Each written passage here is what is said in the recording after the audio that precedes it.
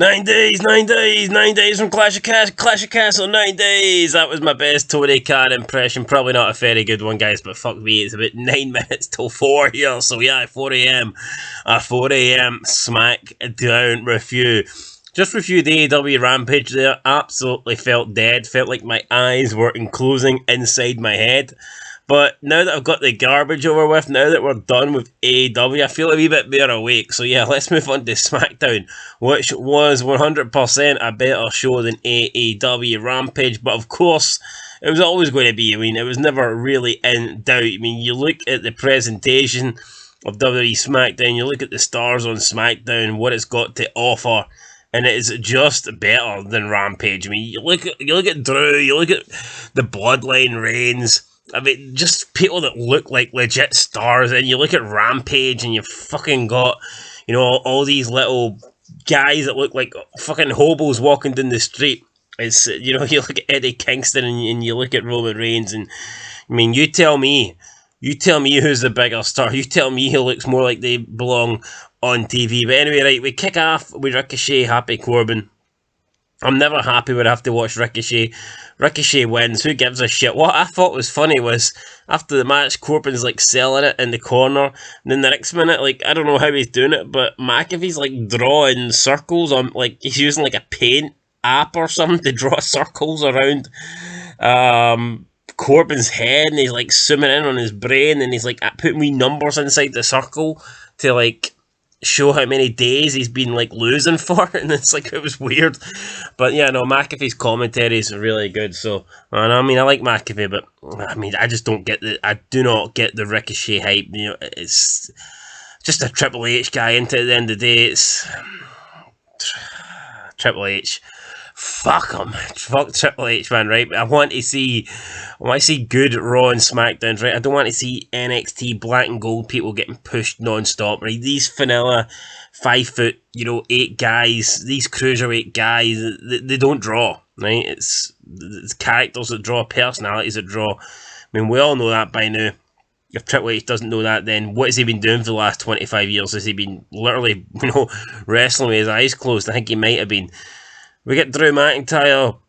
They do like a history lesson with Drew McIntyre. It shows you his, his debut in WWE and how he was doing stuff in like Scottish promotions and British promotions. And then he spoke about how he thought, everything was going to be handed to him, and how he thought he was going to go on and win title after title after title. But then he got released. They said it was the best thing that ever happened to him. So I don't know if I quite believe that, but yeah, that's what it is. Then we move on to but when WWE do like presentation stuff like this, and they always make it look good, right? You can't deny it. When they do like presentation, when they do packages like this and put clips together, they are second to none. So yeah, no, these are always well done. Then we had a women's tag team championship tournament match. It was Natalya and Sonya Deville versus Raquel and Aaliyah. Bailey was on commentary. Her and Michael Cole. I don't know if it's funny or annoying, but it's different. I'll take it. I'll take it. Maybe they should add Bailey to commentary more often. Raquel dominating the match. This is what I hate though. So Raquel is like pretty much going 2-on-1 here. Aaliyah's nowhere to make the tag.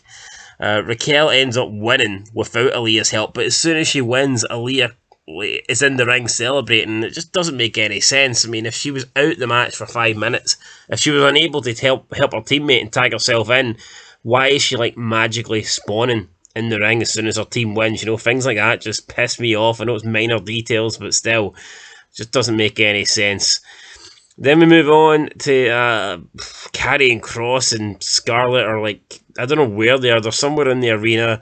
Kross is saying it was like a nice, he's like mocking Drew McIntyre's like, start to WWE's road to redemption. He basically says that he can end it all by putting his fist through the back of Drew McIntyre's head. So, aye, okay. I mean, it was not bad. Then we get what else did we get? There was a last chance fatal 4-way match that actually happened. I think that kicked off the show with like 4 jobber tag teams.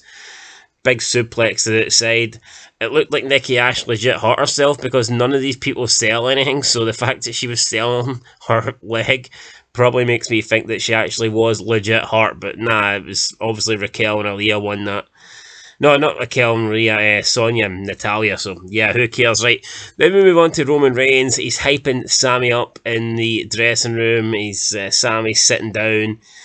Sammy's like talking up how well he done last week, but Roman says, "You lost, Sammy, you lost." But then he's like, "But maybe you can, redeem yourself. Don't let losses define you," and stuff like this. And Sami Zayn's loving it. He's like, "Yeah, I helped you."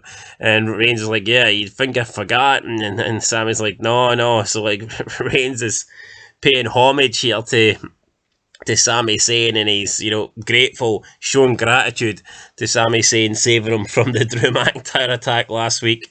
And then Reigns is like, I need a favour tonight. I need you to take care of Drew, distract Drew. Sami Zayn agrees to do it. He says it would be great if the Bloodline could go there together as one, as a unit, and do it. But Roman Reigns is like, nah, we're going to sit this one out. So Sami Zayn goes alone.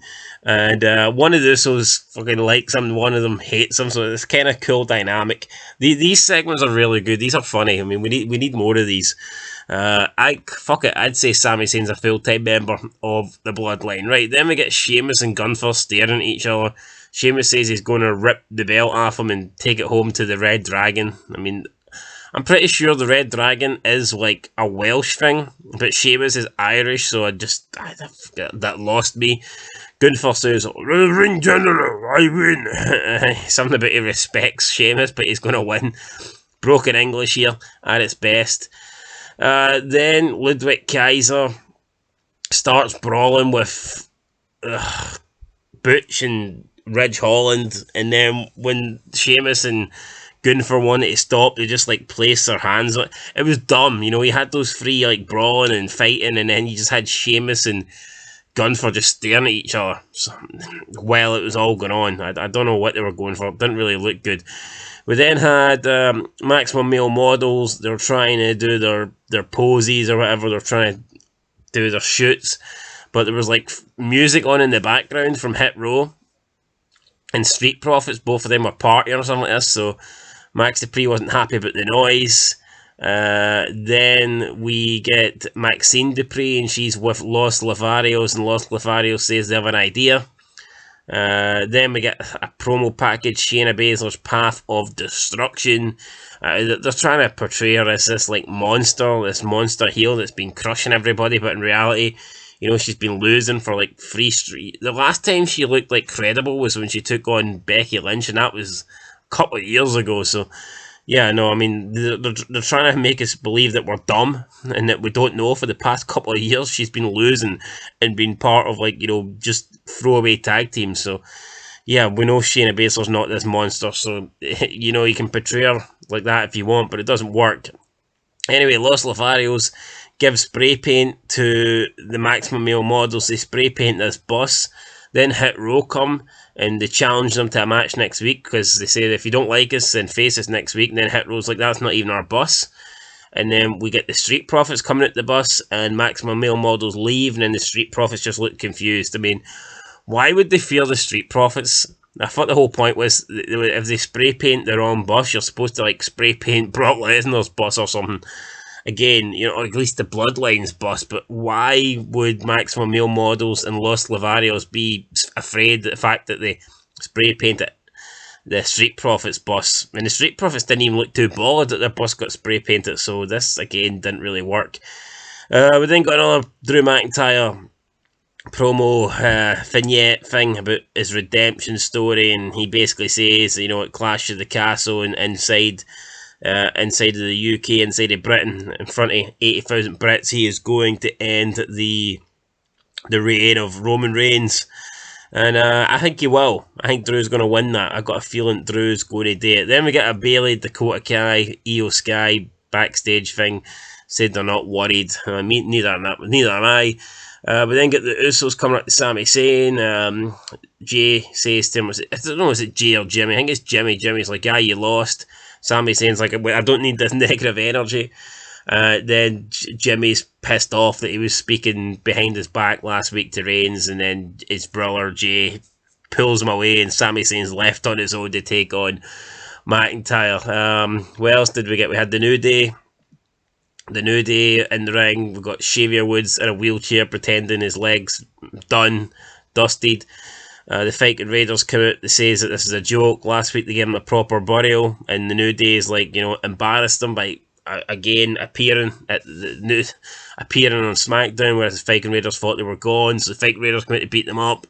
Xavier Woods has got a couple of candlesticks underneath his wheelchair, and they beat them up with candlesticks. Nothing great here. Then we move on to the main event. Roman Reigns, Drew McIntyre versus Sami Zayn. Pretty decent match. Usos come out, got involved. Sami hits a big blue thunderbomb on Drew, but Drew in the end wins with a Claymore, which leads to Roman Reigns coming out. Roman Reigns attacks Drew, gets the upper hand because he attacked him from behind, but then Drew fights back. Therefore, the Usos have to get in, and they have to beat down Drew so Reigns can get the upper hand and hit a spear, and then the Usos take chairs to the back of Drew. He's got some nasty marks here, his back sliced and all this stuff, and then they drag him in the middle of the ring.